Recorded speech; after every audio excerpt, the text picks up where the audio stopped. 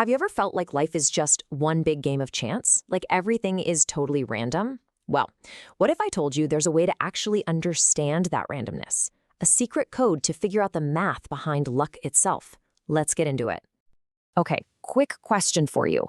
What do you think is more likely? Nailing 8 out of 10 questions on a pop quiz you didn't study for? Or having 3 of your 4 best friends all win the lottery on the same day? Your gut is probably yelling one answer, right? But here's the thing. Our instincts about odds can be, well, kind of terrible. The good news is we have a tool to get the real answer. No guessing needed. And that tool is called binomial probability. I know. It sounds super complicated, like something you'd want to sleep through in math class. But trust me, it's not as scary as it sounds. Think of it less like homework and more like a superpower that lets you calculate the odds of pretty much anything. So here's the deal. Our secret weapon here works for any situation where there are only 2 possible outcomes. You either win or you lose. You get heads or you get tails. You succeed or you fail. It's literally the only time in life where being two-faced is a good thing. And using this superpower is as easy as 1, 2, 3. Seriously. First, you just count your tries. How many times are you flipping that coin or taking that quiz? Second, you define what a win actually is for you. And third, you figure out the odds of that win happening in just one single shot. That's it. That's the whole playbook.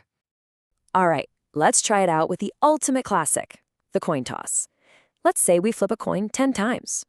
What are the actual chances of getting exactly 3 heads? Don't worry, I promise this explanation won't get two-sided. Coins are a good start, but let's level up a bit. Let's move on to a dice game. The rules are simple. You get 5 rolls, and you win if you land on a 1 or a 2. So, what should we expect to happen? Let's, roll with it and see. And this is where things get really interesting. When we look at the math, it says we should probably win about once or maybe twice. But in our little experiment here, we only won that one single time. So, what gives? Is the math just wrong? Nope. And this is a really important idea to get. Because this right here is the golden rule. See, probability isn't about perfectly predicting one short little experiment. It's all about what happens over the long run. If we rolled those dice thousands of times, our results would get closer and closer to what the math says they should be. So our one little experiment, is just on a losing streak. Okay, so coin flips and dice are great and all, but let's be real. Does any of this actually matter in the real world? Oh, you bet it does. This is where we go from games to situations with seriously high stakes. Let's talk about the lottery for a second. Imagine you see a scratch-off ticket, and the odds of winning something are 1 in 3.54. That sounds pretty decent, right? So you and 3 of your friends all decide to buy one. What happens next? You'd think with odds that good, having a bunch of you win would be pretty common. But when you actually run the numbers using our binomial superpower, you find out that the probability of 3 out of the 4 of you winning is just astronomically low. It's a true long shot. Okay, how about this one? The average telemarketer makes a sale on maybe 1 out of every 100 calls. But then, one salesperson comes along and makes 10 sales in only 25 calls.